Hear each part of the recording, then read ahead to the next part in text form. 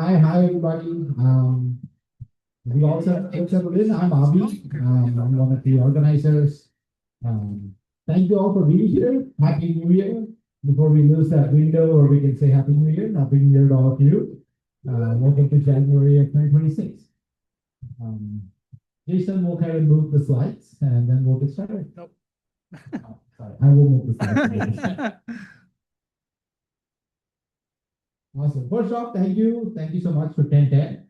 The really helps us put this together. If you are looking for beers, they're across on the next building or the next room. So feel free to grab yourself one. And the restrooms are back. Right, and the restrooms are back there. Our mission, Downtown UX, we've been there for 11 years. 11 years recently in October. Our mission is to create opportunities for anyone to learn and share knowledge about the field of user experience. Really happy all of you are here. It's not limited to just UX designers, but we do like to share what's going on in the field of UX and then help people learn more stuff about UX. Awesome. There's some co-organizers here, so you'll find 4 of us here. Myself, Abhi, Matt Lavoy, who's sitting right here, Jason, who's there, and then Desra all the way in the back. And then Amy, who will be here today. Thank you, Amy, for putting some of this stuff together. You'll see her next time as you come more often from you. Connect with us on LinkedIn. We'd love to connect. We'll post photos so you can find us. Awesome. So I do want to introduce Cesar. So Cesar is a UX adjunct professor, instructor at Valencia College. One of the things that seems easy now with AI is that I have a lot of data. I'm doing a lot of surveys. I'm doing a lot of research. I'm talking to customers. It's super easy. Just take all of that, put that into my AI bot, and get all the insights. If anyone's ever done that, you know that AI is incredibly lossy. It does not actually give you the right insights you're looking for. So I'm really excited for Cesar to talk about how do you turn all the interview notes, all the feedback, all of the little bits of information you capture into an actual systemized information using journey maps and other information sources. Cesar will run us through a practical workshop, a low effort way for us to take all of this data that we get every single day. If you're a designer, if you're a product manager, or anybody who's working with customers to better understand what their needs are, these kinds of low effort tools will really help you synthesize all this information into a proper bucket and with a large form of sharing it out with people. AI will cut a lot of this out, the stories, the journeys, the insights. And so learning it yourself is going to be super, super valuable. So without further ado, I want to introduce Cesar Escobar. Please give a round of applause for Cesar. And he will walk us through a workshop after a little bit of introduction. Yep.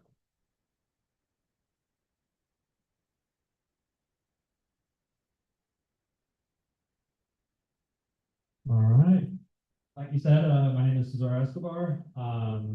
Thank you. It's great to be here. I thought that's what the Wi-Fi password was when they told me. I thought, oh man, that's really great, but it just turns out it's just great here.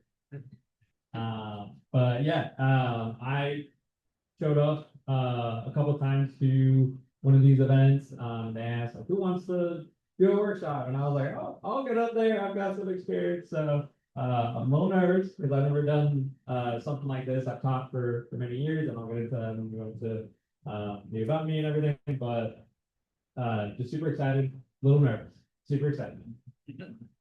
All right, so yeah, like you said, I really wanted to do a workshop around journey mapping and turning raw data into insights. The agenda that we're going to be going over, I'm going to talk a little bit about me. I'm going to talk about the value that you're going to get out of this, the problem statement we're trying to be solving for. We'll get into the workshop, and then we'll debrief a little bit, and then we'll do it after that. Move forward. So a little bit about me. I've been designing UX for about 7-ish years. Started out up north. I went to Ohio to go to a small design school. From there, I moved to Tennessee. They're like, you have to move here if you want to design for St. Jude. And then I moved there, and then 2 months, COVID hit, and they're like, all right, everybody go home.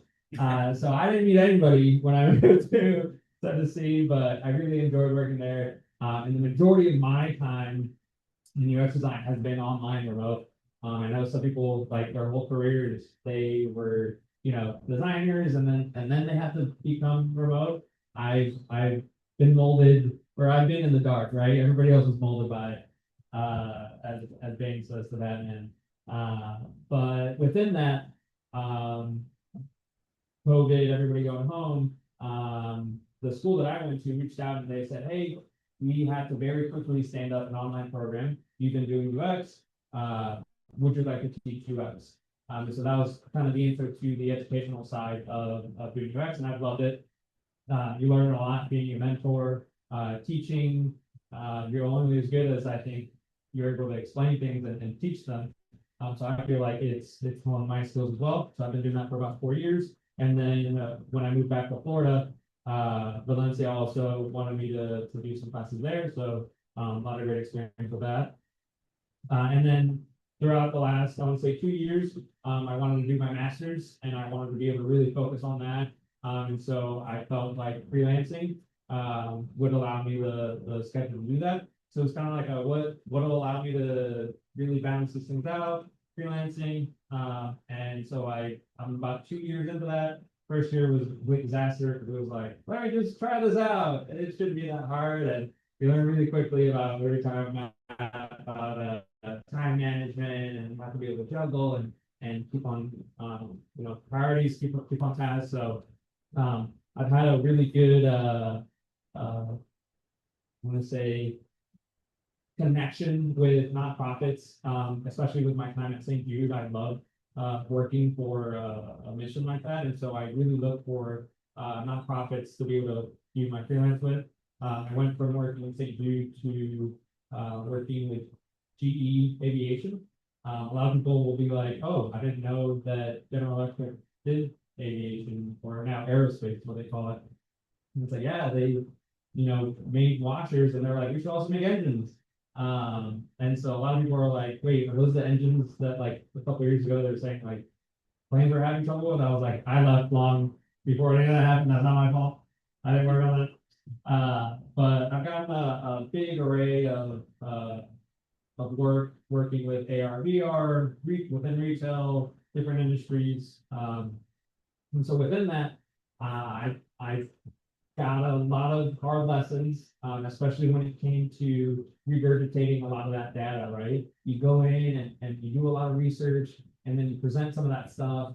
And especially when I was early on, it would fall flat, right? Because maybe you're not presenting the right thing or you're not keying in on the right thing. And you're so used to, especially being taught, this is textbook, right? You take that data and you put it into this template and then you regurgitate that and boom, right? Well, there's some steps in that AI and textbooks don't really teach us, and it's the emotion side of it, right? A big piece of what I like to teach and what you'll see throughout all my branding website is I always say leading with empathy. We always have to lead with empathy as humans. We always have to listen for emotion, the feeling, and that's where we will always win when it comes to us versus AI. So fun fact, I was born in Colombia, and I love to volunteer. You're gonna get that from my nonprofit piece. And so value, right? So what are we getting out of this?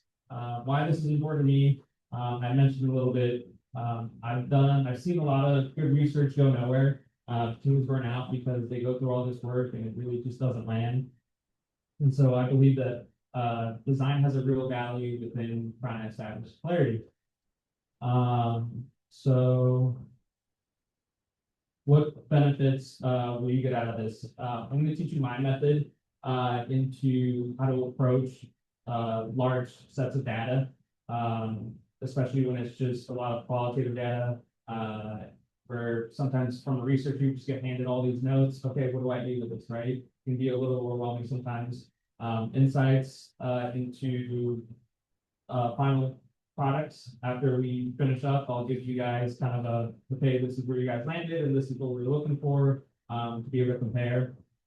If you were right or close, or there really is no wrong answers. But it's nice to see kind of where you land. And then hopefully a little bit of confidence going into these sorts of situations. You guys go, okay, I know to start tackling in these steps and with this method. Maybe you can create your own method from what you learned today. So by the end of the presentation, you should understand journey mapping a little bit more, especially as a bridge, trying to bridge the research into actions, practicing synthesizing messy qualitative data, identifying patterns, experience with real synthesis, what it feels like, and then walking away with a method you can reuse. So what is the problem?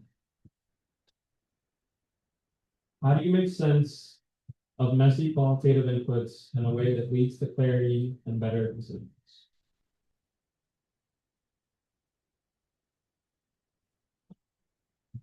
And so I have these packets here. So now we can kind of start grouping up and going into the bag. And so I'm going to pass out these packets. And so this is going to be, yeah, thank you. This is going to be, you're going to have a couple pages of just raw data that you're going to look through. And I want you guys to just kind of group together, groups of 5, start looking at some of that data, start making some inferences, and then you'll have these guided kind of boxes to start putting categories, when uses happening, for pain points, opportunities.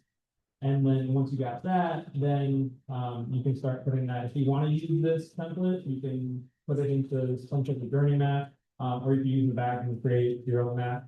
And that's where I'll kind of come along. And I really want you guys to talk about what you're seeing, what you're understanding, the feelings, and I'll kind of keep an ear and jump from group to group and lead the conversation if I'm seeing that maybe people are getting stuck on the wrong thing. I have a little cheat sheet that to kind of guide you guys into the right direction of how you should be synthesizing that information. And then we'll go from there. Does that sound like a plan? Cool. All right, so grab 5 buddies and start pairing up.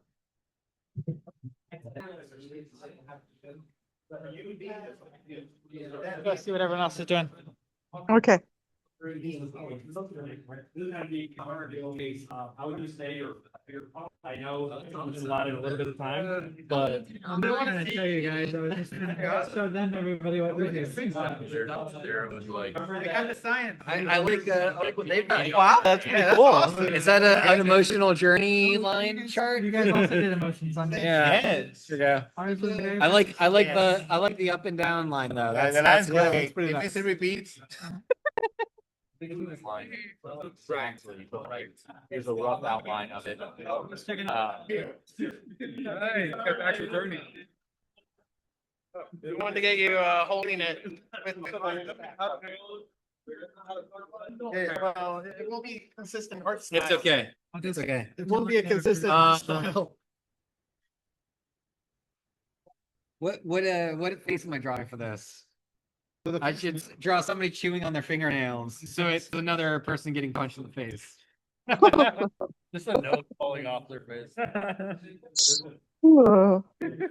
the unstructured drawing.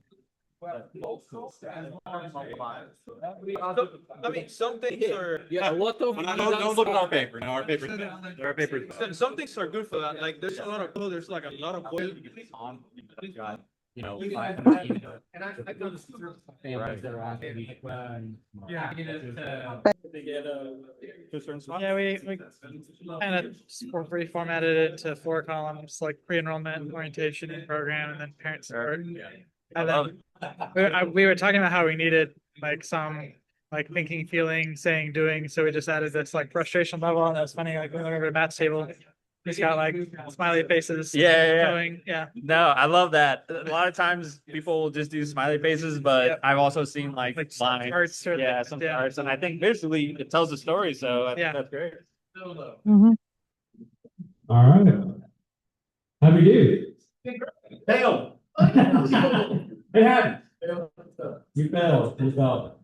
Something that I really wanted people to understand as I went around was the goal of this was not to solve the whole problem, but the goal of this was to really understand what you were looking at, create an understanding, creating some feel.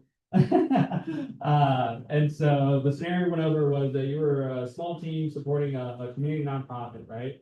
And so you saw a lot of those problems come through because nonprofits don't have a lot of staff, don't have a lot of people. You don't have a passion for that. People don't stick around. So this is a very common scenario that you see. I meant to kind of go through this a little bit before you guys jumped in, but I just got excited and had everybody break up. But this is actually, like I said, a real world scenario.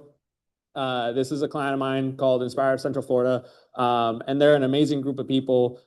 They do a lot of work to help people with mental disabilities, but how you guys saw, it's very few staff helping out, and so they're just like bogged down. They have so much going on, so it can be a lot. It can be a lot for a nonprofit. These are your tasks. And so a lot of the common mistakes that tend to happen when we jump into these sorts of exercises is you go right into solutions, right? Well, I see a problem and let me start solving for it. Is there any sort of digital experience that we can create? And so you'll notice when I walked around, especially in the raw data, there was nothing that mentioned any sort of devices. And I'm glad that no one really brought that out too, especially in your journey maps. Forcing data into templates. So taking what you guys saw and immediately jumping into the templates. That's always big. You want to synthesize first, break everything down, bucket first, especially when you have such a large amount of data. It can get really overwhelming. Ignoring the empathy. How many people that I mentioned, hey, you guys mentioned a lot about process, but where's the frustration? Where was the emotion? Where was that? Because that's going to be the underlying driver for your story at the end. Isolating issues too, seeing things as silos. It's all connected. One thing leads to another. We talked about in the group in the back, right? It seems like it's a snowball, right? Everything starts in week one and then it just kind of goes downhill from there. So how are those things connected? And then not being honest, right? You really have to get down to the truth of things. And some people caught that of like, man, nonprofits just deal with a lot, right? And so there's a lot of truth in that. And it's kind of the nature and the beast in some aspects, but what can we do with that? How can we support areas? So show and tell. Can we get one volunteer? I don't know how many of these we'll be able to do, but is there anyone that wants to go first or kind of show what they got?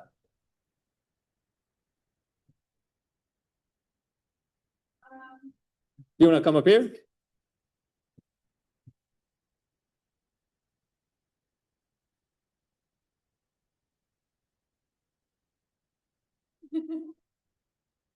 Hi. Our group did a journey timeline list. So on the top here, we did orientation, week 2, 1 month, 90 days, and outcomes from the supposed timeline. It's kind of hard because on that raw data, we didn't have an exact idea, but there were some hints of, okay, there's a month survey, and then there was a lot of mention of 90 days. So we started out with mood. So with orientation, people are happy. They're excited to get started with this program. After mood, we had touch points. So we noticed from the data that we had on the form that there's like a 40-minute verbal overview on the orientation. There's an intake form, there's a session, and a lot of quotes and evidence that we got from that raw data during orientation was that there was too much info at the beginning and a lot of the pain points at orientation as well, too much info, no pause for questions. One thing that kind of stood out to us was that there was a 40-minute verbal only presentation. So I don't know about you, but if I was standing up here for 40 minutes talking, I would get bored and lose my attention. Week 2, I drew a little like confused face because we noticed around week 2 with some touch points, people are submitting support tickets, they're going on the website, they're sending emails to staff, they are calling, asking questions, sending forms. One of the things we noticed at week 2 were there's no confirmation on forms are submitted, questions are asked, and a lot of the pain points, kind of the same theme, have to ask the same questions. There's a lack of feedback meaning there was no confirmation on how the question was being answered, no calendar.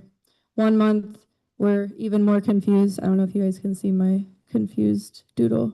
Some of the touch points, we know that there's a 1-month survey based on the raw data. So touch points were the surveys. We saw parents. Oh, I forgot to mention, we did a journey map of new families. Sorry, that was something I forgot to mention. So this is the journey map of new families because something we noticed from the raw data was that families who have been with the program for a while seem to have an understanding, whereas new families lack understanding of the problem. So around 1 month, a lot of the evidence we were seeing they felt constantly behind, not confident in the understanding of the program. As far as pain points, no point of contact, kind of the same thing, have to ask the same questions. We also saw there was a lack of transportation based on a lot of the survey responses and questions. 90 days, we're getting a little bit more confused. We noticed touch points again, emails, phone calls, staff. There's a lot of support tickets. Keep in mind, there's also a lot of support tickets on week 2. So there's even more support tickets who can help with after the first 90 days. So it made us think, okay, maybe there's something that happens in the first 90 days where the first 90 days are kind of like the onboarding process. We weren't completely sure, but it seems that the whole process up until those 90 days was still a little bit turbulent, even going into after. And we noticed some pain points. A lot of parents and families were expecting there was going to be outcomes for their children to get jobs or their students in the program to get jobs. The goal was very unclear. Even from looking at that raw data, I wasn't 100% sure what the program was trying to set up to do and the goal of the program. Expectations unclear. And then outcomes. So we noticed from quotes, there was a lot of emails that were sent from new parents saying they were very grateful for the program, but they were unsure what they're supposed to do next. They thought that this would lead to a job. So again, kind of an unclear goal with the pain points. And it looks like a lot of people who have been in the program for a while seem to understand. And we had another section for opportunities, but we didn't get to that. But I know our team had mentioned like a lot of maybe like a portal FAQ type of situation. But yeah, that was our journey map. We have time for at least another? No.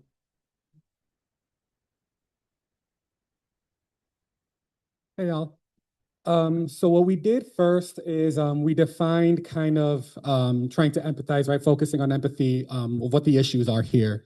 So essentially what we saw was that parents don't trust or confide in the program. There's a lot of confusion and many of them don't understand the value of the program. In terms of the staff, we know that they're overwhelmed and that there's inconsistent communication. And so essentially the need here is kind of meet them where they're at, right? Both the parents and in the part of the program that they're in, and then the staff in terms of like, we know how overwhelmed they are and to see if there's ways to like, kind of like structure things a little bit better for them. And so the way that we divided it was basically like a new family entering the program from discovery, orientation, first week, 1 month, and then ongoing engagement. And so we have a few swim lanes here of the parents, the staff, of the, first we call them program members, but essentially the students themselves, pain points and opportunities. And before we didn't get to finish everything, but if you can see the highlight here is that we don't actually have direct data from the students themselves, right? And so that's something that we wanted to like really show, because that's something that we can really kind of emphasize in the future, right? Like we want to get some data directly from these from the students themselves, and because we want to be able to empathize with them as well. And so we only made it from this discovery to the orientation phase, but essentially the parents, you know, they entered because they need a solution for employment for their child. The staff are not engaged pre-purchase. There's no real proper training. In terms of the pain points, we know that staff are overwhelmed and there's no clear roles for this new cohort of folks who are going to be entering the program.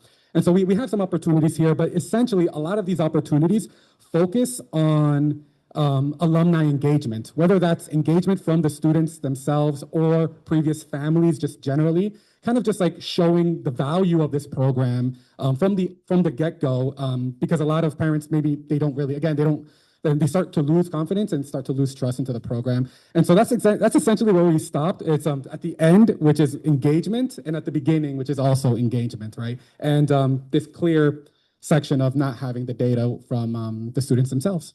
So yeah.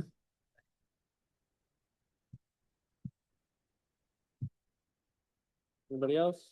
All right, someone time him. How much time do we have left? 5 minutes.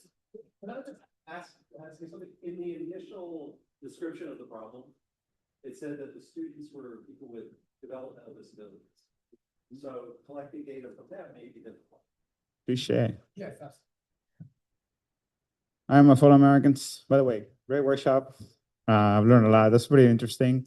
So we did actually quite a similar thing, right? We set up our different participants and our staff and our opportunities, and we went down that sort of same journey map, right? Like, and we looked at, for example, the learning point where they start to inquire, right? The parents, like, what is this about, right? And then like the actual orientation, they ramp up, right? When they get educated in that 40-minute study there. When we figure out it's like there's like a root problem right at the beginning, right? The expectations are not set properly, and the information is being shared to at a level that's too high, too overwhelming. And that sets up the situation where they start pretty high, pretty happy. It's like, oh, I'm very excited about this. Perhaps my child could get a job if they complete this, opportunity, if they complete this program. But as they go on, they become more and more overwhelmed. They begin to disengage. They get quite frustrated. And then at that point, like everything just goes down here from there, right? So that's the main core tenet that we found when we looked at this. It's like, okay, how can we kind of fix this, right? So one of the things would be like, if you think about like some of those opportunities would be like that we set the right expectation right at the beginning, right? That this is an opportunity for your child to learn something, but that doesn't necessarily mean that they may get a job right away, right? That particularly in transportation, is like, how are you going to get this child of yours in here every day for this program? That's really, really important. So they're not frustrated later. How am I going to get them there? And that we hand them off some of the opportunities, some of that education system, right? Maybe perhaps a trained GPT, right? So they can go ahead and ask those questions later if they have those questions moving forward. And yeah, that's really the biggest thing that we found. And if we fix that at the beginning, I think we can solve the problem along the way. That's really the biggest big point that we found. How did they feel? Well, they have many feelings. I have a lot of faces here. They were happy. And they were like, wow, what's happening? This is very frustrated. And then they were chewing on their nails. And somebody's making a phone call for a ticket. Thank you very much. Oh, yeah, here we go. It is really beautiful. I don't know if you can see it. This is Wes's art. All right. Really good job, everybody. I saw a lot of different variations. Some people started right away with the mood, right? I gave you guys lanes because I wanted you guys, and boxes to go from that because I wanted you guys to think. The first step was, all right, let me look at the data and start bucketing right away. And then I noticed a lot of you guys were starting to ask, well, we're talking about a lot of different people. This is really messy. So then instinctively, some of you guys just jumped in right away. We're going to divide them into families and students. Really good observation there. So you start bucketing, you start picking personas, and then you start honing in on the pain points, the opportunities, and dividing those things up. And now you're making sense of that data. You're gaining the understanding. You're not trying to solve the problem right now because it's a lot. Where do you even start? Where do you even begin to but really explain that to your client? right? You have to break those things up and create an understanding first before you jump into the problem solving. You sell it through emotion. Look, your staff is overwhelmed. They come in for a week and then high turnover. This is why. And so this is, like I said, this is something that I saw in the real world scenario. So we talked about anything surprising along the way, anything particularly difficult. I know we talked a lot about different things. I would say the hardest part was the very beginning. All right, I would say the hardest part for me was the very beginning, because I had no idea what we were about to do.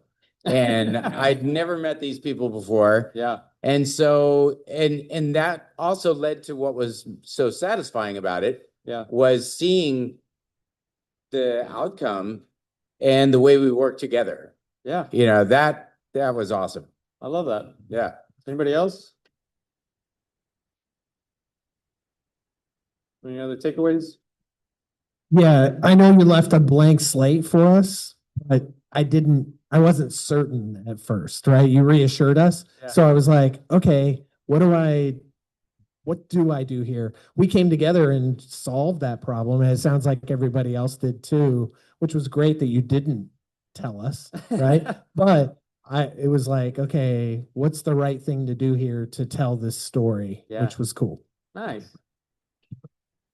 I usually want to jump right into like solutioning. And this is a good example because you're like, oh, just make a student portal and have everything online. But then you realize, well, this is a nonprofit too. They're not paying monthly subscription for this portal and support and all that stuff. So maybe just like paper is better, like just super simple website, right? To solution at the end of the day, but just thinking about that and you just want to put like solve it in a fancy way and sometimes you can't, so. I love that. Yeah. Speaking from personal experience, I know you guys might be designers or specifically UX designers. And a lot of people, when we walk into the room, they don't know what we do, right? They think that we're here to maybe paint some pretty pictures, but it's more than that. We can be really dangerous when we lead with that empathy. And so the best feeling coming in is not knowing these people, right? Listening to them, having a really honest conversation, and then saying, okay, let me take what I'm hearing, your data points, and then that final presentation where I say, look, this is the story that I'm telling, and then getting those like, wow, I'm taken back. I didn't realize this was the gravity of things, right? Like this is the story that you're trying to tell can be really impactful, can really help people visualize, because people, like especially nonprofits, are out there just running with their heads cut off because they're wearing so many hats, right? Someone mentioned that they've worked with nonprofits before and they've seen that. And so this is a reality, right? We can make really big impact by just telling a story, by sitting there and listening to people and keying in on that empathy and then giving that back to them. It seems like a no-brainer, but as UX designers, we're really, really powerful in that sense. So Can I add something? yeah. Because we keep saying nonprofits. How many people have been in companies that still were trying to figure out what the heck is going on, right? So it's not just nonprofit. Yeah. Any place you go, this technique can help be applied to that kind of challenge that you might be facing. Absolutely. Yeah, like I said, this is something that St. Jude, right? When I walked into St. Jude, I thought, well, you guys are St. Jude. They were running systems from the 90s just because that's what they had. And then even at GE, they very similar processes that are just outdated, and like no one wants to deal with the burden of going through all that, figuring out, asking questions. But that's why they pay us a lot of money, right?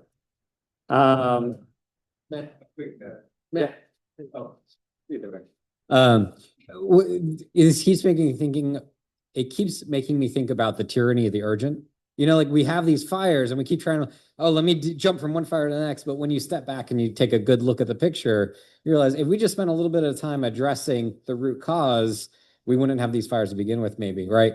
So yeah, it's a really helpful exercise. Yeah, absolutely. And that's always the thing. That's why it's always the first thing that when I step into companies and I see people running around and it's like, well, I don't have time for that. And I always have to say, look, if we take 5 minutes to just talk about this, set up some quarterly meetings, start organizing ourselves, start painting a picture, then we can start tackling the problem. But people just want to go, right? Solution first, jump into that fire, and it can be a lot.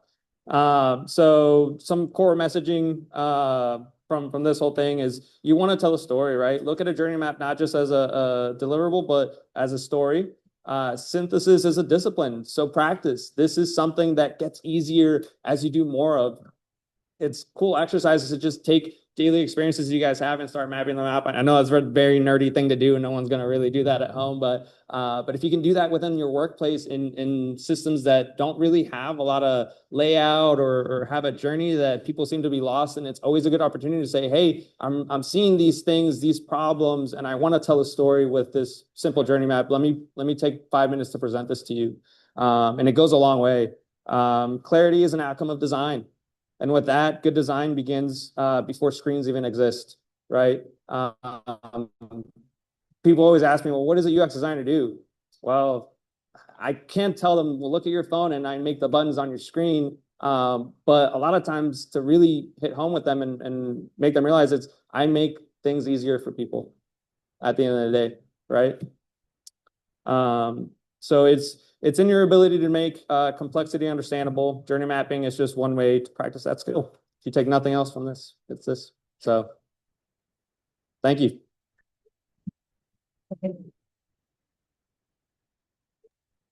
Thank you. Thank you, Cesar. If anybody wants to connect, just take a photo or take a note.